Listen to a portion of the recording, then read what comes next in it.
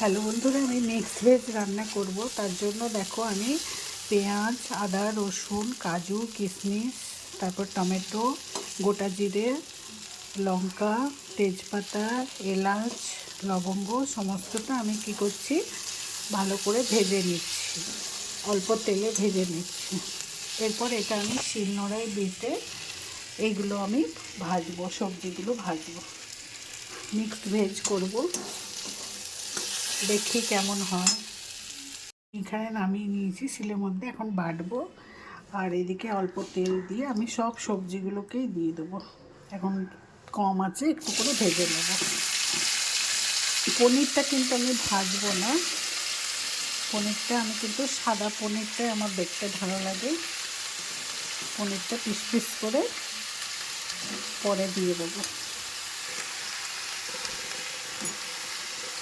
তো সবজিগুলো এখন ভাজতে থাকি আর এটা আমি বেটে দিই।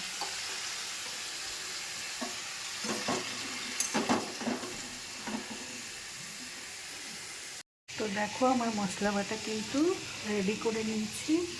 আর এদিকে এটা ভাজা হচ্ছে, জল দিয়ে একটু ধুয়ে তুলে নেব, তারপর এটা ভেজে নিই, তারপর আসছি। মশলাটা রেডি করে নিয়েছি আর এইগুলো অল্প অল্প ভাজা হয়ে গেছে, খুব ভালো করে ভাজিনি। তো একটু যেমন ধরো একটু হলুদ দিয়ে দিই আর একটু লঙ্কা গুঁড়ো দিয়ে দিই, তারপরে আর একটুখানি নাড়বো, তারপরে মশলাটা দিয়ে ভালো করে নেড়ে চেড়ে একটু লঙ্কার গুঁড়ো দিয়ে দিচ্ছি। একটু রঙটা হলে না, আমার বর আবার একটু ফ্যাকাসে ফ্যাকাসেটা অত পছন্দ করে না, দেখতেও সুন্দর হতে হবে, মানে একটু লালচে লালচে হতে হবে, আবার একটু এইসব ব্যাপার আছে। একটু ভেজে নিই, তারপরে মশলাটা দিচ্ছি।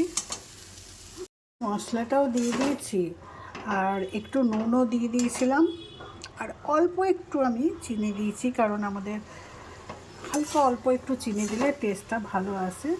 তো এটা এখন আমি ভালো করে এখন কষবো মশলাগুলো সবজির সাথে, যাতে একদম মিক্সড খেয়ে যায়। মশলা তো এরকম আমার ভাজাই আছে, এরকম কাঁচা গন্ধ তো বেরোবে না, কিন্তু সব কটার সাথে মিক্স যাতে হয়ে যায় সেরকম এবারে কষে নিই। কষতে কষতে আমি এদিকে পনিরগুলো করে নিই পিস পিস। কষতে কষতে আমি এগুলো পিস করে নিচ্ছি, পিসটা আমি করে নিই, তারপর আসছি। খুব সুন্দর গন্ধটাও কিন্তু বেরিয়েছে। তো বন্ধুরা, এরকমভাবে যদি করো না, বাড়ির লোকেরা খুশ হয়ে যাবে। আর আমি কি করবো বলো তো, লাস্টে না একটু দুধ গুঁড়ো আছে না, আমুলিয়া পাউডার, ওটা একটু গুলে একটু দিয়ে দেবো। খুব ভালো একটু ক্রিম ক্রিম, আমার বাড়িতে তো ক্রিম কেনা নেই, কিন্তু ভালো লাগে, ওটা দিলেও ভালো লাগে। আর পনিরগুলো দেখো আমি পিস পিস করে নিয়েছি। এরকমভাবে যদি বাড়িতে করো না, সবাই খুশি হয়ে যাবে।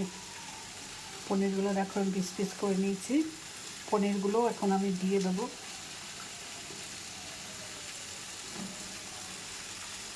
বাড়ির লোক সব খুশি হয়ে যাবে, এরকমভাবে করবে, হেভি লাগে খেতে। আমরা রাত্রে রুটি দিয়ে খাবো এটা। আমাদের সকালেরটা অত ঝামেলা থাকে না জানো তো, কিন্তু সকালে তো নানা রকম থাকে। এই করলাম, বাঁধাকপি করলাম, পালং শাক করলাম, করলা আলু দিয়ে চচ্চড়ি করলাম, দেখছো কত কিছু করলাম। দেখো এই দেখো বাঁধাকপিটা করলাম, এই দেখো পালং করলাম, করলা আলু চচ্চড়ি করলাম, এই যে পাঁপড় ভেজে রেখেছি, এত কিছু করেছি। এইটা রাত্রের জন্য আমি করছি এখন। তো পনিরগুলো এবার আমি দিয়ে দেবো, তারপর কষে নিই। পনিরগুলো দিয়ে একটু আমি নেড়ে চেড়ে নিয়ে এবার আমি দিয়ে দিলাম অল্প একটু জল। জল আবার খুব বেশি তো দেবো না, কারণ এটা তো শুকনো শুকনোই হবে, একটু সেদ্ধ হওয়ার মতো জল দিয়ে দিলাম। এবার আমি ঢাকা দিয়ে এটা শুকনো করি।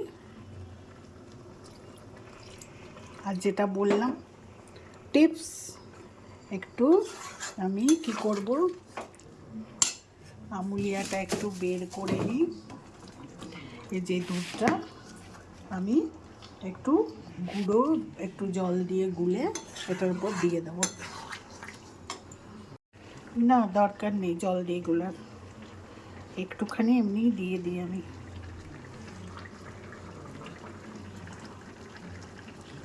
এটাতে কি বলতো, স্বাদটা কিন্তু দারুণ আসে, তবে বেশি দেওয়া যাবে না।